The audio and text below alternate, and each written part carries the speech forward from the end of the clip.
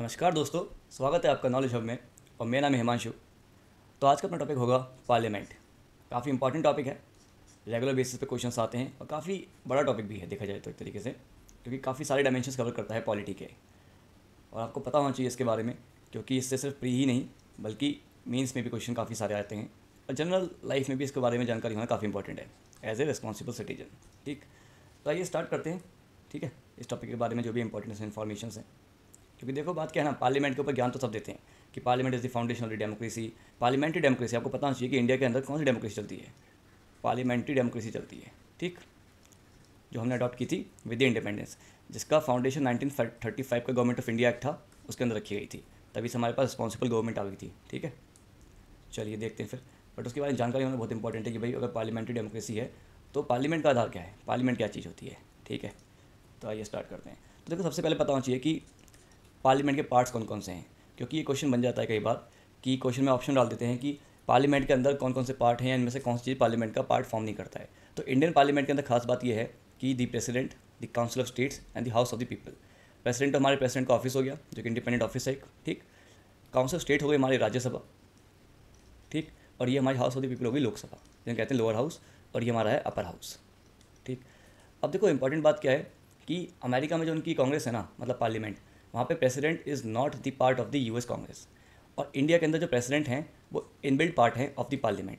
मतलब हमारे पार्लियामेंट के 3 हिस्से हैं और ये आपको अच्छे से ध्यान रखने हैं, और मैंने आपको यूएसए से डिफरेंस क्या ये बता दिया यहाँ पे। ठीक है, अच्छा एक चीज़ देखो, आप कई बार क्वेश्चन बनता है कि क्वालिफिकेशंस क्या होती हैं मेंबर्स की। अब देखो इस वीडियो के अंदर जो कंटेंट रेलिवेंट है एग्जामिनेशन के तौर पे उसको इंक्लूड करेंगे, उस पर ही बात करेंगे जहाँ से पीवाईक्यूज आए हुए हैं मल्टीपल एग्जामिनेशन में। क्योंकि पढ़ने को तो पार्लियामेंट में बहुत कुछ है, कितनी सीटें होती हैं, कितने मेंबर्स उसमें से एंग्लो इंडियन नॉमिनेट हो रहे हैं नहीं हो रहे हैं, बट वो इससे रेलिवेंट नहीं है, कभी क्वेश्चन नहीं आते उस पर से, उस पर आप टाइम वेस्ट करोगे, फैक्ट याद रखोगे, इतने सारे फैक्ट पूछे जाएंगे तो क्या होगा, आपकी पोटेंशियल कम होगी पढ़ने की। तो इसलिए टू द पॉइंट पढ़ाई करूँ। तो अब आते हैं हमारे पास क्वालिफिकेशंस क्या है मेंबरशिप पाने के लिए पार्लियामेंट की। तो देखो संविधान के अंदर कुछ क्वालिफिकेशन दे रखी हैं, फिर बाकी क्वालिफिकेशन आती हैं रिप्रेजेंटेशन ऑफ पीपल एक्ट के अंदर। ठीक, रिप्रेजेंटेशन ऑफ पीपल एक्ट तो हमने अलग से डिस्कस कर लिया है, जो कि कानून बनाया है संसद ने ही, और उसके अंदर दे रखी है क्या क्वालिफिकेशंस हैं, क्या डिस्क्वालिफिकेशंस हैं। बट कई बार क्वेश्चन ध्यान से पढ़ोगे तो उसमें लिखा होता है कि qualification to become the member of the parliament as per the constitution. ठीक, तो हम कई बार क्या सोचते हैं क्वालिफिकेशन तो हमने इकट्ठी याद कर रखी हैं, हम ये नहीं देखते कि क्या कानून के तहत है, मतलब आरपीए के अंदर क्वालिफिकेशन दे रखी हैं या फिर संविधान वाली क्वालिफिकेशन पूछी गई हैं। ठीक है, तो आपको ये चीज़ ध्यान रखनी है कि क्वेश्चन में पूछी कौन सी वाली है। पीछे यूपीएससी में क्वेश्चन आया था प्रीलिम्स में, तो उसमें पूछा गया था कि संविधान के अकॉर्डिंगली कौन कौन सी क्वालिफिकेशन डिस्क्वालिफिकेशन हैं। बट लोग कंफ्यूज हो गए कि यार ये तो कानून के अंदर भी काफ़ी सारी डिस्क्वालिफिकेशन दे रखी हैं, तो उसका आंसर नहीं कर पाते इजीली। तो इस बात को कॉन्सेप्चुअली आप क्लियरिटी रखो अपने अंदर। तो देखते हैं फिर कि संविधान के अनुसार कौन कौन सी योग्यता हैं जो दे रखी हैं। ठीक है, तो पहली बात तो सिटीजन होना चाहिए। ठीक है, कि हिंदुस्तान का भारतीय नागरिकता होनी चाहिए। ठीक है, दूसरी बात होती है ओथ लेनी पड़ेगी, और तीसरी बात दे रखी है एज 30 ईयर्स जो कि राज्यसभा के लिए दे रखी है, एंड 25 ईयर्स जो कि लोकसभा के लिए दे रखी है। ठीक, तो जो कॉन्स्टिट्यूशन में क्वालिफिकेशन के मैंने बस वो यही हैं, सिटीजनशिप, ओथ एंड एज। बस आप ये 3 ध्यान रखो। ठीक है, अब जैसे क्वालिफिकेशन दे रखी हैं, सेम मैनर में डिस्क्वालिफिकेशन भी दे रखी हैं। अब ये अच्छे से याद रखनी है कि कौन कौन से ग्राउंड्स पे संविधान ने कह रखा है कि एक एमपी को हम डिस्क्वालीफाई कर सकते हैं। वैसे तो कई सारे ग्राउंड्स होते हैं, अभी रिसेंटली आपने राहुल गांधी का देखा होगा, डिस्क्वालिफिकेशन हुआ था, अब तो स्टे लगा दिया सुप्रीम कोर्ट ने। बट जो राहुल गांधी का डिस्क्वालिफिकेशन हुआ था वो रिप्रेजेंटेशन ऑफ पीपल एक्ट 1951 के अंदर प्रोविज़न है, उसके तहत हुआ था। बट संविधान के अंदर भी कुछ ग्राउंड्स हैं जिसके अंतर्गत डिस्क्वालिफिकेशन होते हैं, तो आपको पता होना चाहिए डिफरेंस है दोनों के बीच में। ठीक, ये देख लेते हैं। देखो पहली बात आता है ऑफिस ऑफ प्रॉफिट, मतलब ये कि एक ही पर्सन ए है, ये सरकार के 2 ऑफिस से इनकम उठा रहे हैं। ये मान के चलो ये आईएएस भी हैं, ठीक है, ये पीसीएस ऑफिसर भी हैं, साथ में ये एमपी भी बन गए। ठीक, अब क्या है, मिस्टर जो ए हैं ये यहाँ से पैसे ले रहे हैं सरकार से, यहाँ से पैसे ले रहे हैं, तो ये डिस्क्वालीफाई हो जाएंगे किसके तहत, ऑफिस ऑफ प्रॉफिट के तहत। तो ये वाला पॉइंट आपको ध्यान रखना है। दूसरी बात अनसाउंड माइंड, ये मान लो कि इनका दिमाग जो है, इनके पास मेंटल कैपेबिलिटी नहीं है अपने ऑफिस को कैरी करने के लिए, क्योंकि बहुत ही एक जिम्मेदारी वाला पद होता है सांसद बनना। ऐसा नहीं होता कि आपकी माइंड कैपेसिटी नहीं है, आप मेंटली अनफिट हो तो आप बैठ जाओ वहाँ पे जाके, तो ठीक चीज़ नहीं है। तो अनसाउंड माइंड होगा तो डिस्क्वालीफाई हो जाएगा, या फिर दिवालिया है, एकदम इंसॉल्वेंट हैं, बैंक करप्ट हैं, या फिर सिटीजन नहीं है कंट्री का। तो बस यही ग्राउंड दे रखे हैं संविधान के अंदर, कॉन्स्टिट्यूशन के अंदर, कि डिस्क्वालीफाई कर दिया जाएगा एमपी को। तो ये ग्राउंड्स आपको अच्छे से याद कर लेने हैं। और उसके अलावा जो भी ग्राउंड्स होंगे वो मान के चलो कि रिप्रेजेंटेशन ऑफ पीपल एक्ट के अंदर होंगे, वो भी 1951 वाले के अंदर, 1950 वाले में नहीं, 1951 वाले के अंदर। ठीक, बस ये 4 ग्राउंड्स हैं, office of profit, unsound mind, insolvent and citizenship. ठीक है, चलो यार आगे बढ़ते हैं यहाँ से। देखो एक कुछ इंपॉर्टेंट फैक्ट है यहाँ पे ये काफ़ी क्वेश्चन बन के स्टेटमेंट बेस से पूछ के आ सकते हैं क्वेश्चन को, बट फिर कन्फ्यूजन रहती है, पता नहीं होगा। तो देखो जब तक एक पर्सन ओथ नहीं लेता ना, मतलब जो शपथ लेनी होती है एमपी बनने के लिए, तब तक वो वोट नहीं डाल सकता, पार्टिसिपेट नहीं कर सकता हाउस की प्रोसीडिंग में। मतलब आप एमपी तो बन गए, आप जीत गए चुनाव, बट आपने अभी तक स्पीकर जो ओथ दिलाते हैं, आपने वो ओथ नहीं ली अभी तक, शपथ ग्रहण नहीं करी है। तो आप तब तक ना तो वोट कर सकते हैं, ना तब तक के लिए प्रोसीडिंग में पार्टिसिपेट कर सकते हैं जो हाउस के अंदर प्रोसीडिंग होती है। ठीक, ये काफ़ी इंपॉर्टेंट फैक्ट है। ये क्या है, देखो एक बड़ी इंपॉर्टेंट चीज़ है, आजकल मुद्दा उठाया जाता है कि एमपीज़ को, एमएलएस को पेंशन मिलती है, बल्कि पेंशन का जो लोड है गवर्नमेंट के ऊपर क्या है, रेवेन्यू एक्सपेंडिचर है। ठीक, ऐसा एक्सपेंडिचर जिससे कोई कैपिटल, कोई एसेट बिल्ड नहीं हो रही है, जो बस हमारा खर्चा हो जा रहा है, बट रिटर्न में ऐसा हमें कुछ मिल नहीं रहा है। तो पेंशन चलो ठीक है, सोल्जर्स के लिए, गवर्नमेंट एम्प्लॉयज़ के लिए तो फिर भी रीजनेबल है, बट एम पी एमएलएस को तो वैसे इतने सारे पक्ष मिले होते हैं, इतने सारे मौके मिलते हैं, इतना अच्छा स्टेटस होता है समाज के अंदर, पैसा बढ़िया होता है, तो उनको पेंशन का देखो संविधान में कोई भी यहाँ पे मेंशन नहीं है। तो समझ रहे हो, पार्लियामेंट के अंदर बैठ के खुद ही कानून और बिल बना के खुद ही लॉ बना दिया कि हम आपसे पेंशन मिलेंगे, और अब पेंशन मिलती है। तो मतलब संविधान में ऐसा कोई प्रोविजन था नहीं, there is no provision of the pension for the MPs in the constitution, but इन्होंने खुद से बना लिया बाद में। ठीक, अब देखो इंपॉर्टेंट फैक्ट आता है स्पीकर को लेके। अब वैसे तो स्पीकर की काफ़ी सारी पावर्स होती हैं, जिसके लिए एक सेपरेट वीडियो बनाना पड़ेगा, क्योंकि स्पीकर अपने आप में काफ़ी इंपॉर्टेंट टॉपिक है। लेकिन यहाँ पे पार्लियामेंट में क्या इंपॉर्टेंट चीज़ से रिलेटेड इंपॉर्टेंट ये है कि अगर आपको स्पीकर को रिमूवल करना है, मतलब आपको मिस्टर XYZ स्पीकर हैं, उनको हटाना है उनके ऑफिस से, तो उनको हटाने के लिए जो भी मोशन आएगा उसको 50 मेंबर का सपोर्ट होना चाहिए, उसके बाद उस मोशन पे जिक्र चलेगा। मतलब सिर्फ हट नहीं जाएंगे 50 मेंबर की वोटिंग से, इसको तो सपोर्ट करने के बाद वो जो मुद्दा है कि हटाना नहीं हटाना है, उस पर चर्चा चल पाएगी सब, मतलब पार्लियामेंट के अंदर। ठीक है, तो इस बात को ध्यान रखना है। और उसके बाद स्पेशल मेजॉरिटी के साथ अगर वो मोशन पास हो जाता है तो स्पीकर फिर रिमूव हो जाते हैं। ठीक, तो बट होते नहीं, क्योंकि स्पीकर क्या होता है ना, मेनली कहाँ से होता है, रूलिंग पार्टी से होता है। आपको पता होगा लोकसभा के अंदर किसकी मेजॉरिटी होती है, रूलिंग पार्टी की मेजॉरिटी होती है। तो आप कैसे फिर मेजॉरिटी हासिल कर लोगे स्पीकर को हटाने के लिए, या तो रूलिंग पार्टी खुद से नहीं चाहेगी तो। ठीक है, इसलिए ये चीज़ हो नहीं पाती, स्पीकर को रिमूव करना काफ़ी डिफिकल्ट है। इसलिए कहते हैं उनको क्या मिलता है, सिक्योरिटी ऑफ टेन्योर मिलता है, तो वो इंडिपेंडेंट बेसिस पर अपना काम कर सकते हैं बिना किसी परेशानी के। बाकी एक इंपॉर्टेंट टर्म आता है स्पीकर प्रोटेम, ये क्वेश्चन बन जाता है कई बार, तो उसमें बस इतना ध्यान रखो आप कि the president appoints a member of the Lok Sabha as the speaker pro tem. ठीक, तो स्पीकर प्रोटेम के लिए सच कोई इलेक्शन नहीं होता, कोई चुनाव नहीं होता है। प्रेसिडेंट होते हैं कुछ टाइम के लिए, एक ट्रांजिशन पीरियड के लिए, किसको स्पीकर के साथ रिस्पॉन्सिबिलिटीज़ प्ले करनी है, तो प्रेसिडेंट खुद से उनको अपॉइंट कर लेते हैं, तो उसे कहते हैं हम स्पीकर प्रोटेम। ठीक है, बस इतना ध्यान रखो। चलो आगे बढ़ते हैं। बाकी सिमिलर थिंग्स हिंदी में भी यहाँ पे हैं, बाकी समझा तो सबको हिंदी में रहूँ तो कोई इशू नहीं आना चाहिए। ठीक है, अच्छा देखो एक क्वेश्चन बन सकता है यहाँ पे काफ़ी इंपॉर्टेंट, बिल लैप्स हो जाते हैं। बिल लैप्स होने का मतलब क्या होता है कि भाई एक बिल है जिस पर चर्चा चल रही थी, बट लोकसभा क्या हुआ, डिजॉल्व हो गया। मतलब मान लो कि चुनाव की डेट आ गई तो डिजॉल्व हो गया, अगले साल होने वाला है 2024 में जाके लोकसभा डिजॉल्व हो जाएगी। अब मान के चलो उस समय कुछ बिल्स हैं जो कि पार्लियामेंट के अंदर चर्चा हो रही है, जैसे कि अभी जो अमेंडमेंट के लिए बिल आए हैं, जो IPC CRPC इनको लेके। ठीक है, अब तब तक वो बिल पास नहीं होते हैं, अब तब तक क्या चुनाव आ गए, मॉडल कोड ऑफ कंडक्ट लग गया, पार्लियामेंट में लोकसभा डिजॉल्व हो गई। ध्यान रखना, पार्लियामेंट डिजॉल्व नहीं होता है, लोकसभा डिजॉल्व होती है, क्योंकि पार्लियामेंट के और भी 2 हाउसेज हैं, 2 पार्ट्स हैं, दूसरा हाउस है राज्यसभा और एक पार्ट है प्रेसिडेंट। तो हम ये नहीं कह सकते पार्लियामेंट डिजॉल्व्स, हम कहेंगे लोकसभा डिजॉल्व्स। ठीक, तो होता क्या उसमें कि बिल फिर अपने डिजॉल्व हो जाते हैं, लैप्स कर जाते हैं, जैसे ही लोकसभा अपनी डिजॉल्व होती है उसके साथ ही। तो कौन कौन से केसेस में बिल लैप्स करते हैं नहीं करते हैं ये पता होना इंपॉर्टेंट है, क्योंकि ये क्वेश्चन बन सकता है स्टेटमेंट के बेसिस पे। देखो, if the president has notified the holding of a joint sitting before the dissolution Lok Sabha, मतलब क्या इसका कि प्रेसिडेंट ने कह दिया कि जॉइंट सिटिंग होगी, कोई भी XYZ बिल है उसको लेकर डेडलॉक बनना है राज्यसभा लोकसभा के बीच में। अब प्रेसिडेंट ने कह दिया कि इसको लेकर भाई जॉइंट सिटिंग कर लो, और इसके बाद लोकसभा डिजॉल्व हो जाती है किसी भी कारणवश, तो उसमें क्या है, वो बिल लैप्स नहीं होता, वो बिल जॉइंट सिटिंग में जाता है। जब भी नई लोकसभा का गठन होगा तो वहाँ पे वो जॉइंट सिटिंग बैठेंगे, उस बिल के ऊपर चर्चा होगी। ठीक है, दूसरी बात क्या है, a bill passed by both the houses but returned by the president for the reconsideration of houses does not lapse. मतलब इसका क्या हुआ, लोकसभा है राज्यसभा है, दोनों ने ही पास कर दिया बिल को। ठीक, बिल पहुँच गया प्रेसिडेंट के पास, प्रेसिडेंट ने क्या किया, अपनी वीटो यूज़ करी, जो कि सस्पेंसिव वीटो होती है, और बिल को वापस भेज दिया कि भाई फिर से चर्चा करो उस बिल पे, मुझे समझ नहीं आ रहा।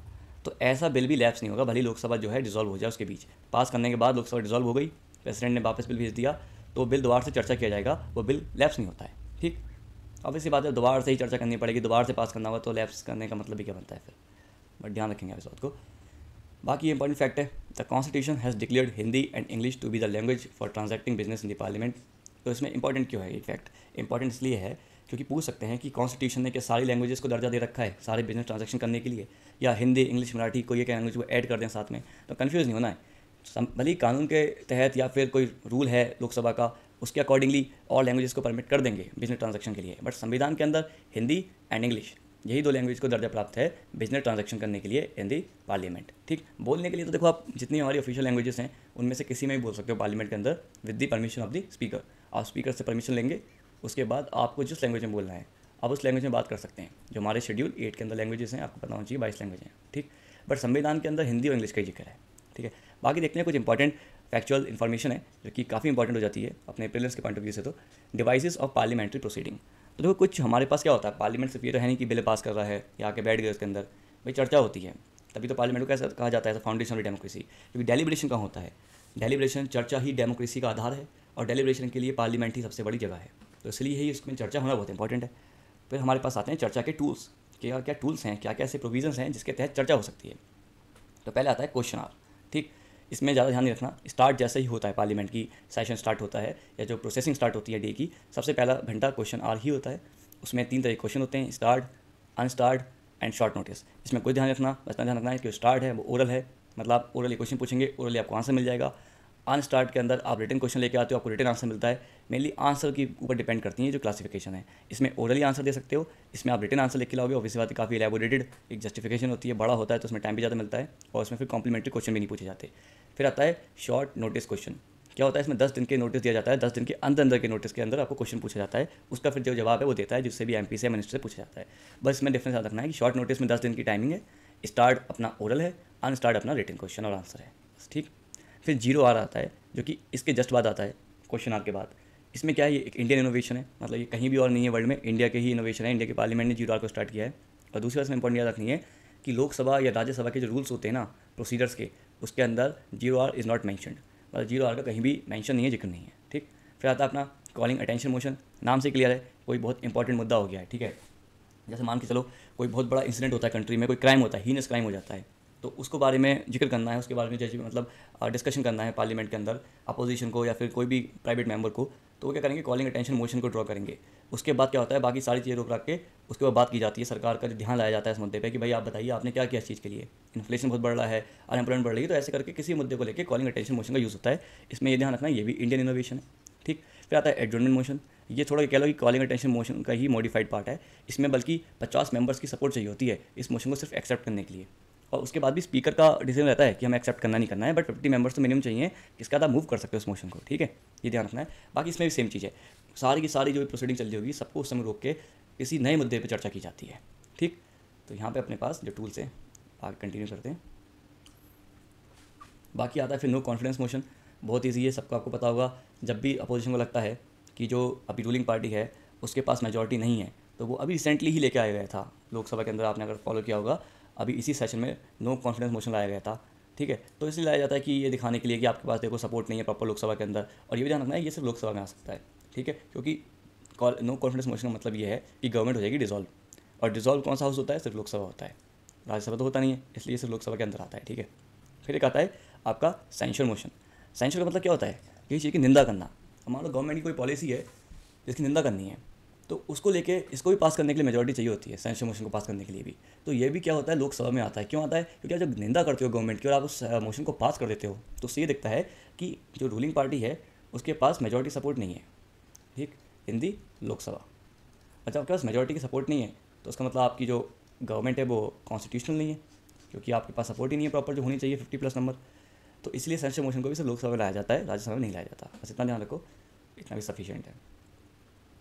अब बात कर लेते हैं जॉइंट सेटिंग के ऊपर, ये भी काफ़ी इंपॉर्टेंट है। पहले तो आर्टिकल ध्यान रखो, आर्टिकल 108 बात करता है जॉइंट सेटिंग की, ठीक है। और जॉइंट सेटिंग इसलिए इंपॉर्टेंट है क्योंकि ये जो क्वेश्चन बनते रहते हैं इससे रेगुलर बेसिस पे, ठीक है। अच्छा, होती क्या है पहले जान लो, डेडलॉक, किसकी deadlock, between Rajya Sabha versus Lok Sabha versus Rajya Sabha, ठीक। इनके बीच में डेडलॉक हो जाता है, कई मुद्दों को लेकर होता है, जहाँ पे लोकसभा ने तो बिल पास कर दिया, राज्यसभा ने बिल पास नहीं किया, 6 महीने बीत गए, राज्यसभा के पास बिल पड़ा हुआ है या लोकसभा के पास बिल पड़ा हुआ है, 6 महीने से ज़्यादा बीत गए, भाई कोई डिसीजन नहीं लिया जा रहा है, तो ऐसे में डेडलॉक की सिचुएशन को अज्यूम कर लिया जाता है। फिर होता क्या है ऐसे में, तो ध्यान रखना, the president summons both the houses to meet in a joint sitting. तो ये क्वेश्चन बन के आ सकता है कि समन कौन करता है, बुलाता कौन है जॉइंट सेटिंग को, कि भाई चेयरमैन बुलाते हैं राज्यसभा के, स्पीकर बुलाते हैं लोकसभा के, प्राइम मिनिस्टर बुलाते हैं, तो ऐसे कन्फ्यूज हो जाएगी आपको कौन बुलाता होगा। बट द प्रेसिडेंट समन करते हैं, लेकिन उसको प्रेसाइड कौन करता है, जब जॉइंट सेटिंग होती है, जब ये दोनों बैठ जाते हैं, राज्यसभा प्लस आपकी दोनों हाउस से बैठ जाते हैं जब एक साथ, तो इसको प्रेसाइड कौन करता है, तो प्रेसाइड करता है आपके स्पीकर, ठीक, स्पीकर ऑफ लोकसभा, ये ध्यान रखनी है बात। और जो रूल्स इंप्लीमेंट होते हैं वो भी लोकसभा के इंप्लीमेंट होते हैं जॉइंट सेटिंग के ऊपर, मतलब किस रूल से चलेगी तो उसका भी डिटरमाइन करेगा लोकसभा, और स्पीकर ऑफ लोकसभा इसके ऊपर चेयर करेंगे, ठीक है। तो इस बात को ध्यान रखना है। चलो आगे बढ़ते हैं। तो अब देख लेते हैं कुछ बिल्स जो पास हुए हैं, क्योंकि ये बड़ी फैक्चुअल इन्फॉर्मेशन है और ये पता होना चाहिए कि कौन कौन से ऐसे बिल्स हैं जो पास हुए हैं अभी तक हमारे जॉइंट सिटिंग के थ्रू। ठीक है, तो पहला तो यही है डाउरी प्रोहिबिशन बिल, दूसरा है बैंकिंग सर्विस कमीशन रिपील करने के लिए बिल आया था 1977 में, एंड तीसरा है प्रिवेंशन ऑफ टेररिज्म बिल, जैसे हम क्या कहते हैं प्रिवेंशन ऑफ टेररिज्म एक्ट, पोटा के नाम से जाना जाता था। अब ये भी रिपील हो चुका है फिलहाल में, ये 2002 में आया था। तो ये तीनों ध्यान रखना अच्छे से आप, क्योंकि ये 3 बिल्स हैं जिनको पास किया गया था थ्रू दी जॉइंट सिटिंग, इसलिए क्वेश्चन बन सकता है, इससे काफ़ी ज़्यादा पोटेंशियल है इस क्वेश्चन बनने की। तो बात करते हैं फंड्स की। तो आपने सुना होगा कि भाई कंसोलिडेटेड फंड ऑफ इंडिया होता है, पब्लिक अकाउंट ऑफ इंडिया होता है, कंटिजेंसी फंड होता है। तो इसमें देखो क्वेश्चन तो बहुत ज़्यादा ही बनते हैं, बट 2 फैक्ट हैं बहुत इंपॉर्टेंट, वो दोनों फैक्ट मैं आपको बताऊंगा और आपको ये दोनों ही याद रखने हैं अच्छे से। इसमें जो कंसोलिडेटेड फंड ऑफ इंडिया, पहले इसकी बात करते हैं, आर्टिकल 266 में, ठीक है, इतना ध्यान रखेंगे पहली बात। और दूसरी जो बहुत इंपॉर्टेंट बात है वो ये है कि इसमें से अगर आपको कोई भी पैसा निकालना है CFI के अंदर से, कंसोलिडेटेड फंड ऑफ इंडिया के अंदर से, अगर आपको मान के चलो 1 रुपया भी निकालना है ना, तो उसके लिए आपको पास करना पड़ेगा एक्ट, ठीक है, फ्रॉम दी पार्लियामेंट। मतलब ये है कि आपको कुछ भी पैसा निकालना है तो पार्लियामेंट को कानून पास करना पड़ेगा। तो हम देखा भी होगा आर्टिकल 110 के अंदर मनी बिल का जिक्र है, नहीं है? तो मनी बिल जो बात करता है वो इसके ही बात करता है। अगर आपको पैसा निकालना है from the consolidated fund of India से, तो वो कंसिडर किया जाएगा एज ए मनी बिल, ठीक है। तो कानून पास होता है, फिर आप पैसा निकाल दो, टैक्स लगा दो, टैक्स हटा दो, जो भी आप करना है वो इसके थ्रू ही कर सकते हो आप, ठीक। तो बस ये 2 चीज़ याद रखनी थी। इसमें फिर आता है पब्लिक अकाउंट ऑफ इंडिया, इसका आर्टिकल ध्यान रखो, ये भी 266 में पब्लिक अकाउंट जो है। और उसमें आपने देखा होगा कई सारी स्मॉल सेविंग स्कीम्स होती हैं जो गवर्नमेंट चलाती है, जिसमें हम भी कई बार क्या होता है गवर्नमेंट की सिक्योरिटीज़ बाय करते हैं, उसमें पैसा डालते हैं, इंटरेस्ट मिलता है हमको, लॉन्ग टर्म में फिक्स डिपॉजिट होता है, तो वो पैसा कहाँ जाता है आपका, वो जाता है पब्लिक अकाउंट ऑफ इंडिया के अंदर, ठीक। तो उसमें आपको ये फैक्ट ध्यान रखना है इसके साथ आर्टिकल और जो भी बात है कि the payment from this account can be made without the parliamentary appropriation, ठीक है। मतलब जो नहीं कि आपको पार्लियामेंट का अप्रूवल लेना पड़ेगा, जैसे कि CFI के लिए लेना पड़ा था, आप उसके अप्रूवल के बिना भी इससे पेमेंट को बना सकते हो, पैसे निकाल सकते हो, ठीक है। फिर हमारा आता है कंटिजेंसी फंड ऑफ इंडिया, और इसका आर्टिकल ध्यान रखना है आर्टिकल 267 है। और दूसरी पॉइंट बात में ध्यान रखनी है, क्योंकि क्वेश्चन बन जाता है कई बार कि कंटिजेंसी फंड ऑफ इंडिया को रिस्पॉन्सिबिलिटी किसके पास होती है होल्ड करने की, तो प्रेसिडेंट के पास होती है, एंड जो फाइनेंस सेक्रेटरी होते हैं in the government of India, वो उसको होल्ड करते हैं, डिसीजन लेते हैं on the behalf of the president of India, ठीक। तो सबको ध्यान रखना है। बाकी इंपॉर्टेंट क्या आता है, प्रिविलेजेस। तो आर्टिकल 105 है, सेम आर्टिकल 194 भी है फॉर दी स्टेट असेंबलीज।